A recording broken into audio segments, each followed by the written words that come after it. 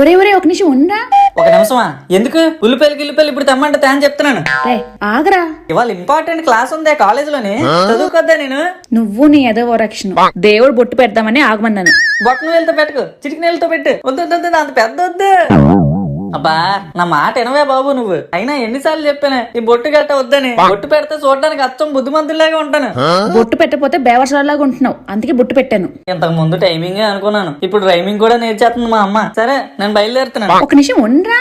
ఏదో పెద్ద చదివేసి ఓడబొట్టు చేసినాడులాగా. మళ్ళీ ఏంటే హారతి గట్ట ఇస్తావా ఏంటి ఇప్పుడు నాకు?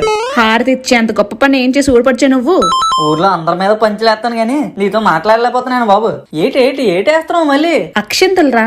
ఇలా బొట్టు అక్షంతలు వేసుకొని క్లాస్ లోకి వెళ్తే ఒరే ఈడు పుట్టినరోజురా పార్టీ అడుగుతామని చెప్పకుండా పక్క వెళ్ళిపోతున్నాడు అనుకుంటారు. వాళ్ళు కూడా నీలాగే ఎదవలా వింటారు.